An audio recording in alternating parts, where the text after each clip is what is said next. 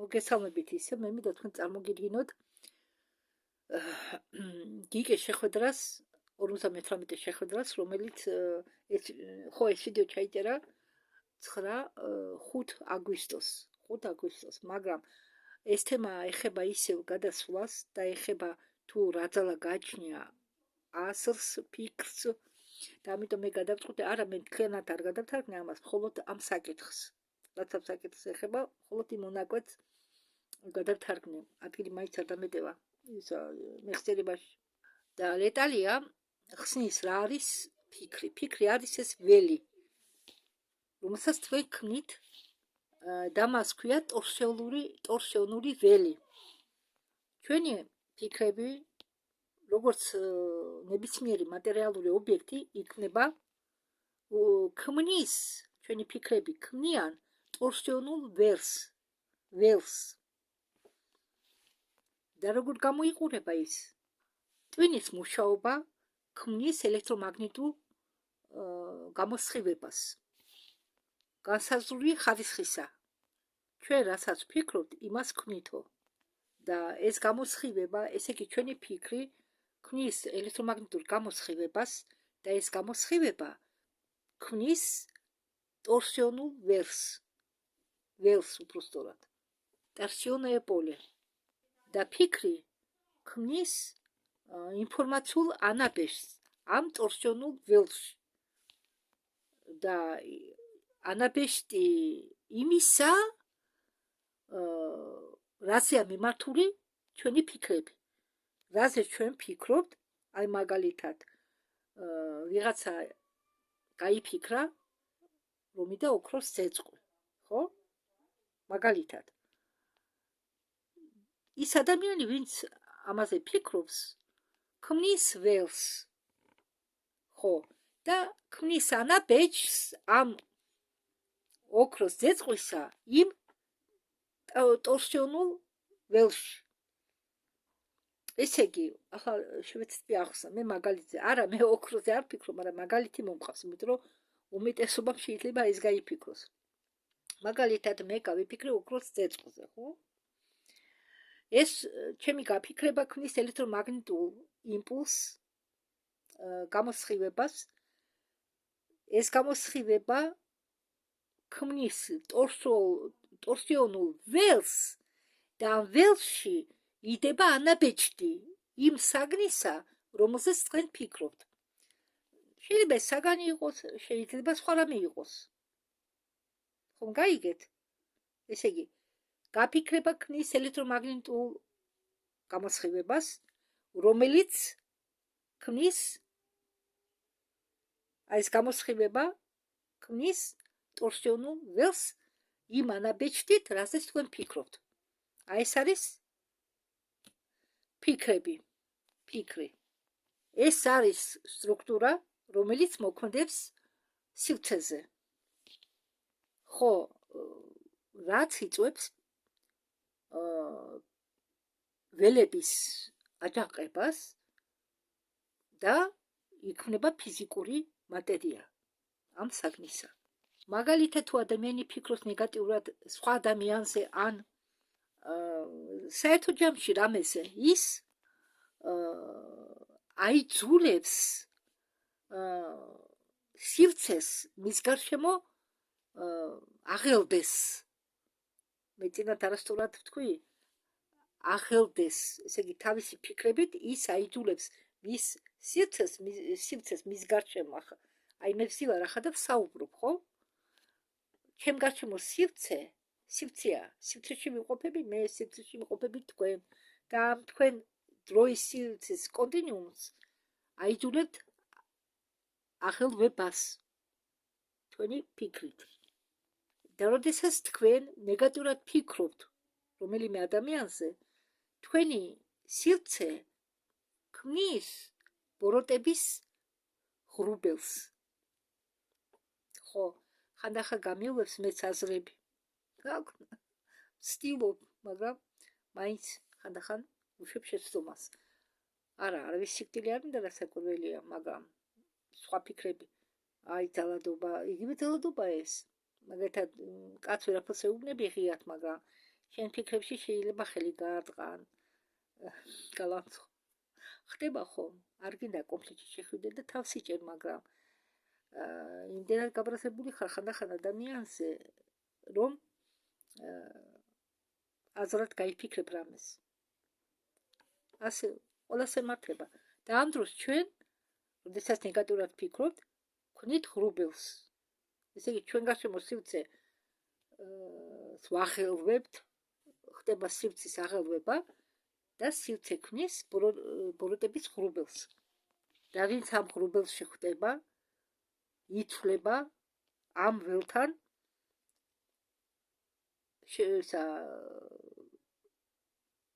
შეფარდებით, ესე იგი,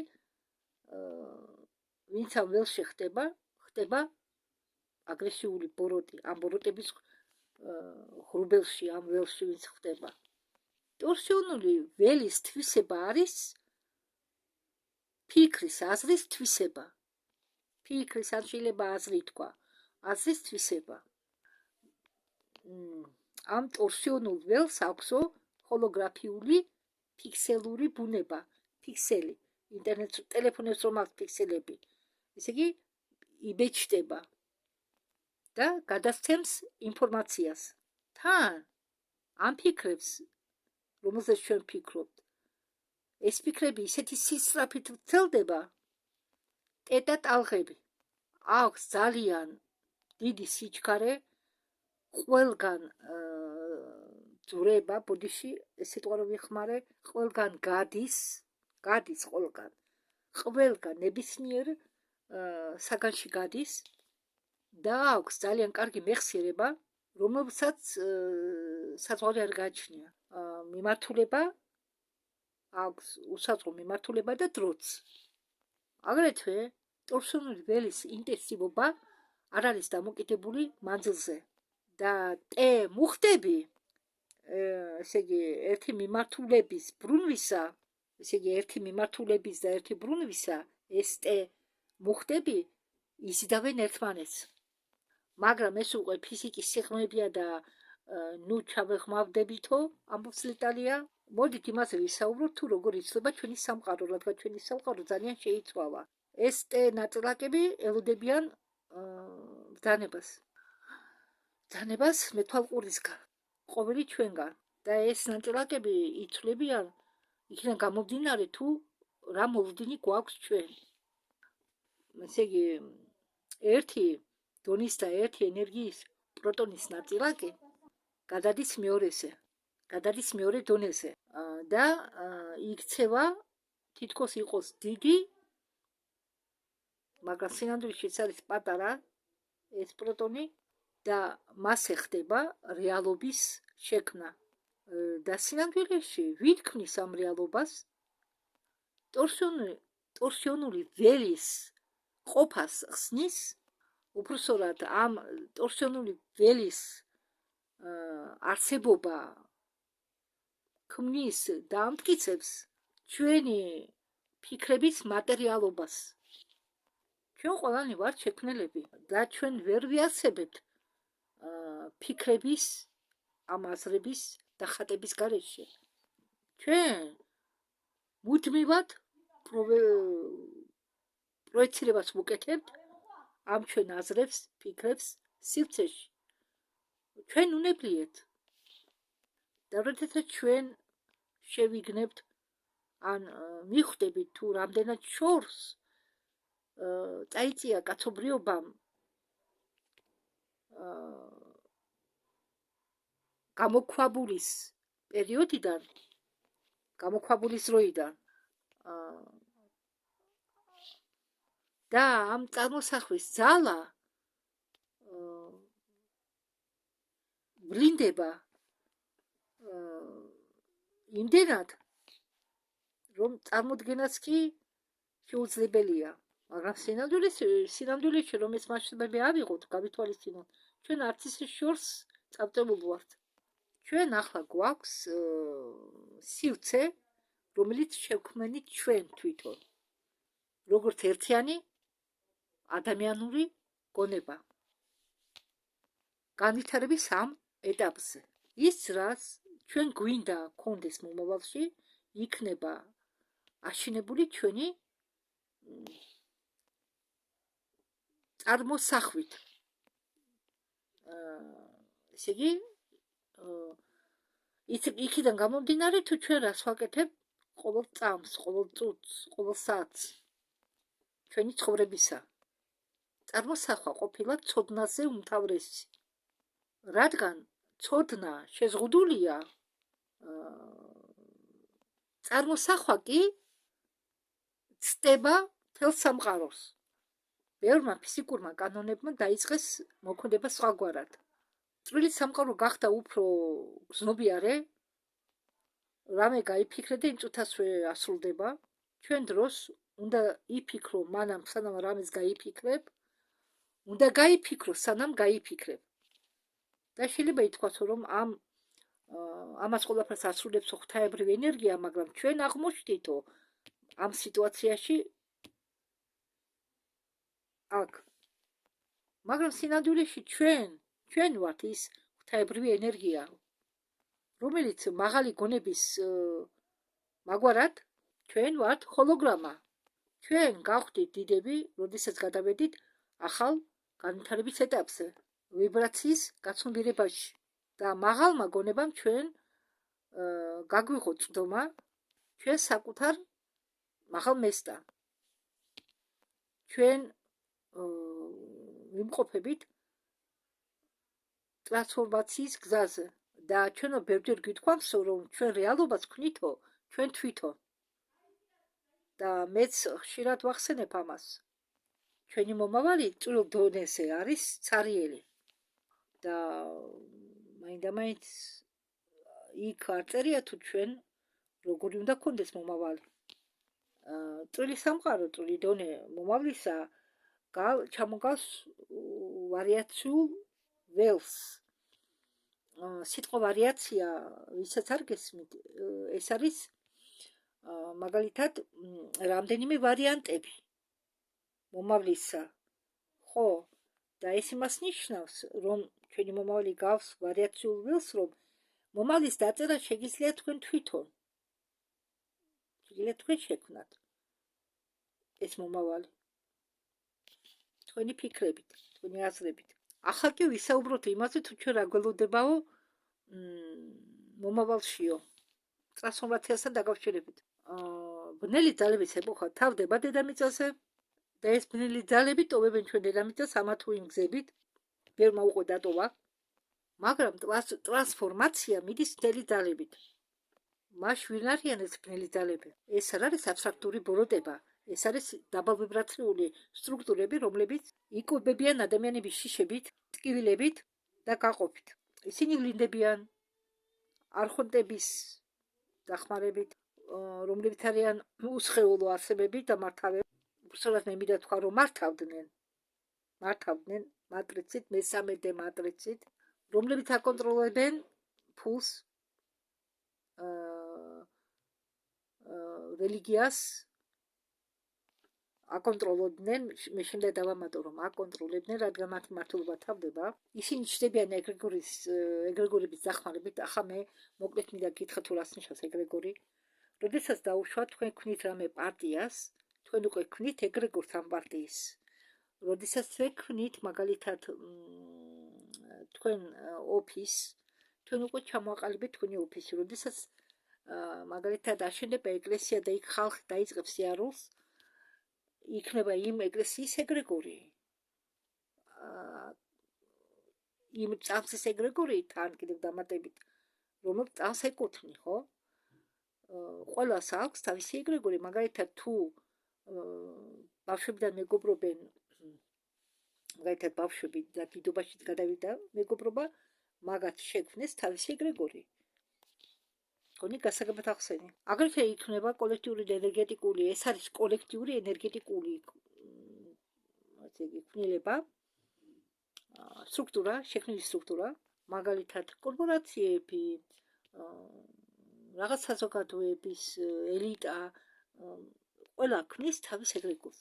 იმპლანტების მეშვეობით, წვრილი პროგრამების მეშვეობით აურაში. დიახ, მე მინდა გითხრათ, რომ იმპლანტები მარტო ფიზიკური იმპლანტები მარტო არ არსებობს, არსებობს კიდევ ეფირული იმპლანტები, რომლებიც იდება ეფირულ სხეულში, არსებობს იმპლანტები, რომლებიც იდება აურაში, აურა ადამიანს ხომ აქვს აურა, წვრილი დონიდან ჩანა ის ზოგი ხედავს თავის აურას და სხვების აურას. და ამ იმპლანტებს უდებენ იმათ ადამიანის მისთვის, რომ მათ შთააგონ შიშის შეგრძნება და საერთოდ ისეთი სიტუაციები შეუქმნან, რომ მხოლოდ ნეგატიური ემოციები გამოხატონ. დედამიწა გადისო ფოტონის სარტყელს, რომელიც არისო მაღალი გამოსხივების ზონა, ირმის ნახტომის ზონიდან. და ეს ყველაფერი უკეთებს ჩვენ დნმ-ს გადატვირთვას, რაც ხდის ადამიანებს უგრძნობს დაბალი ვიბრაციების მიმართ. ხო, და როდესაც მზეზე ხდება ეს აფეთქებები, მაგალითად შუმანის სიხშირე, დედამიწის შუმანის სიხშირე, ეს მზის აფეთქება, ეს დედამიწის შუმანი, აპატიეთ, შუმანის სიხშირე, ეს ყველაფერი აგზავნის ჩვენთან პლაზმურ ნაწილაკებს, რომელიც მოქმედებს დნმ-ზე და ხო, ეს აფეთქებები მზეზე ისინი აგზავნიან პლაზმურ ტალღებს, რომლებიც შლის ანგრევს ძველ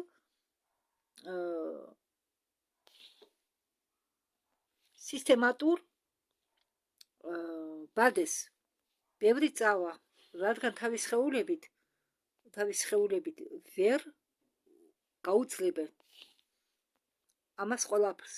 ისინი უბრალოდ გადავლიან სხვა მდგომარეობაში, რადგან სიკვდილი არ არსებობს, არავინ ხდება, უბრალოდ ყველა იგდებს თავის ავატარებს და უბრუნდებიან თავის წყაროს. და ჩვენ ახლა ვიმყოფებით დედამიწის კვანტურ გადასხლის მომენტში, პერიოდში. დედამიწა იმატებს ვიბრაციას მეხუთე განზომილებამდე. ამ მეხუთე განზომილებაში არ არის დუალობის ადგილი. ხო, ეს ეტაპი დაიწყო 24 წლიდან და გაგრძელდება კიდევ 27 წლამდე. უბრალოდ 27 წელში გადავა და 27 წელშიც გაგრძელდება. უნდა დამთავრდეს, ესე იგი 24-ში დაიწყო 27 წლის ბოლომდე. დაიწყება, ესე იგი, NLO-ზე და უცხოპლანეტებზე არქივების გახსნა, გასაიდუმლოებული პროგრამები და ინფორმაცია გასაჯაროვდება, დაიწყება კორუფციის წინააღმდეგ ბრძოლა, დაიწყო უკვე ამერიკაში, გასაჯაროვდება თავისუფალი ენერგიის ტექნოლოგიები, სამედიცინო ლოგინები და ასე შემდეგ. კონტროლის სისტემის კოლაფსი ხდება ფინანსური სისტემის დაცემა, ხდება სხვა გადახდის საშუალებებზე გადასვლა, ხდება სამედიცინო მაფიის დანგრევა და ენერგეტიკული მკურნალობა ჩაითვლება ერთადერთ საშუალებად. ხდება ჩრდილოვანი პირების თანამდებობიდან წასვლა. არქონტები და დაბალვიბრაციული არსებები შეგროვდება გალაქტიკური ფედერაციით იმისთვის, რომ მოხდეს მათი გადაპროგრამირება, ესე იგი, გადატვირთვა სხვა ვარსკვლავურ სისტემებში. ესე იგი, მათ გადაიყვანენ სხვა ვარსკვლავურ სისტემებში. ჩვენ ვიყენებთ კრისტალურ ბადეებს, რომლებიც დაყენებულია შამბალაში, ტელოსაში, რომლებიც აგრეთვე დაყენებულია ჩვენი დედამიწის გარშემო, გაიშკასაც უძახიან გაია. ჩვენ პლანეტარულ მსახურების დროს ვაყენებდით რაღაც კრისტალიკებს, რაღაც ფილტრებს დედამიწის გარშემო. კი, მე სულ ამათ პლანეტარულ მსახურებას ძალიან საინტერესოა და ფაქტურად ამათი საერთოდ ყველა ვიდეოები კარგად მოქმედეს, რეზონანსში შედის ჩემთან. ამიტომ მე უფრო ხშირად ამათ ვთარგმნი. ისინი ამბობენ სიმართლეს. ახლა ხდება ბევრი ტექნოლოგიური შეფერხებები. ხო, რუსეთში არ მუშაობს, ცუდად მუშაობს YouTube, რუთუბი, Instagram-ი, ახლა ესენი ეს გოგოები მუშაობენ Zoom-ში. რა ხდება ბუნებრივ ანომალიებთან დაკავშირებით? ხდება ძალიან ძლიერი აფეთქებები, ცხოველები იქცევიან ძალიან უჩვეულოდ, ვეშაპები მდინარეებთან მოცურავენ, მაპატიეთ სანაპიროებთან მოცურავენ, ფრინველები ქმნიან საკრაულ გეომეტრიას ცაში, მცენარეებში ჩნდებიან მუტანტი მცენარეები, ფოთოლში კრისტალური სტრუქტურებით, ხდება სოციალური ცვლილებები, ბევრი ახალგაზრდა ვარცხავობს თავის კარიერაზე და ირჩევენ სულიერ გზას. ესე იგი, ჩნდება ბევრი ადამიანი, რომლებიც ავლენენ ბაბილონის სინდრომს. ხო, მაგალითად, ერთმა ქალბატონმა თავი მიატყა ბასეინს აუს, მაპატიეთ, თავი მიატყა აუს თურქეთში, მოხდა ეს ამბავი და დაავიწყდა თავისი თავი ვინ არის. რუსი ქალბატონი და მან დაიწყო საუბარი ძველ რუსულ ენაზე.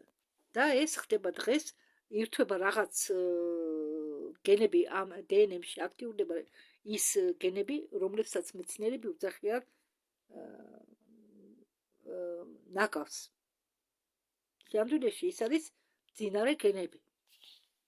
ხო, ჩნდება საშუალება, უпростоრად ჩვენი სხეულები ხდება კრისტალური, ტრანსფორმაცია ხდება, ჩნდება საშუალება ჩვენმა სხეულებმა იკვებონ სინათლითაც. ხო, ახლა იმდენი მოთხოვნილება არ იქნება, რომ ფიზიკური საკვები მიიღო, რადგან ჩვენი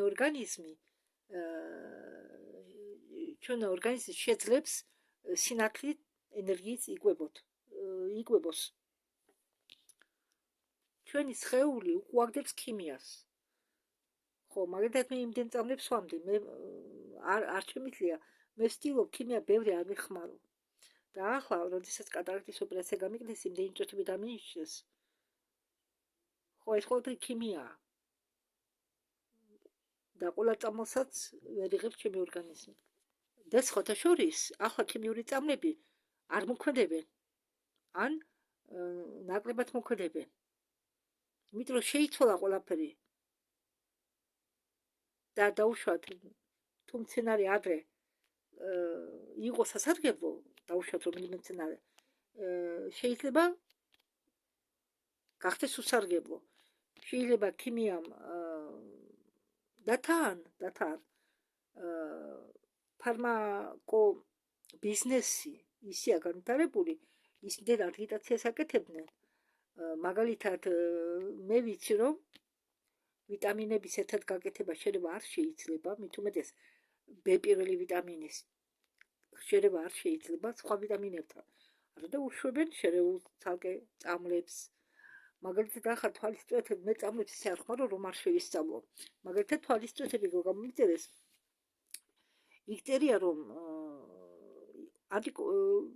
კოაგულანტებთან არ შეიძლება. მაგალითად, ისეთ პრეპარატთან, რომელიც მე რადგან სხეული მას დექსამეტაზონი, ხო დამინიშნა იქება. იქ დექსამეტაზონთან ერთად ორი ანტიბიოტიკი და მესამე დექსამეტაზონი. არა და დექსამეტაზონი ერთ-ერთ ანტიბიოტიკთან საერთოდ არ შეიძლება შერევა. ასეთნაირ წამლებს უშვებენ ბევრს. იმიტომ რომ მე კაი, მოდით ახლა ჩვენ არ შევტყობთ. ამიტომ ვამბობ, ძალიან საშიშია ქიმიური პრეპარატების, კი, ექიმები ნიშნავენ, მაგრამ იგენი არიან თავისი, ბევრი ექიმი არის თავისი პროფესიის ერთგული. ხო, და იმას ნიშნავენ, რაც გონიათ, რომ კარგი იქნება პაციენტისთვის, ხო? მაგალითად, ალბუციდი და ორლარამდე ხელს და არის კიდევ პრეპარატი, რომელიც ალოეს საერთოდ ამოიღენ. საერთოდ რამდენი წელია საქართველოში ალოეს ნევსები არ იყიდება. არა და ყველაზე იაფიანი და ყველაზე უვნებელი ნემსი, ანთების. თვალისთვისაც კარგი. კარგით, მოდით ახლა. და კიდევ ჩვენი ორგანიზმიო უკვე ირჩევსო საკვებს. და კი, უვნებელი საკვები ახლა არ არის მაღაზიებში, მაგრამ ამ მავნე საკვების შორის მაინც ცდილობს ადამიანი მოდივნოს ნაკლებად მავნე. ამას ვაკეთებ მე. უვნებელი საჭველი დღეს არაა. ის წვალიც კი, რომელი იყიდება ბაზარში, ბაზარი ხო ქვია, სასუქითა გატენილი. Სხვადერად ვერ მოიყვანენ. იწובה ყველაფერი. და ქიმიას ხარობს ხალხი რაკნას. მეც ვაკეთებდი ბოსტანს ადრე ცოტა სასოს მაინც უკეთებდი კარტოფილს და ცოტას. მაგრამ მე არ ვიცი კერძო აი ბოსტანი ადამიანს თავისის უმაკეთეს მაშინაც კი ხმარობს რაღაც რაოდენობით ქიმიას. ესე იგი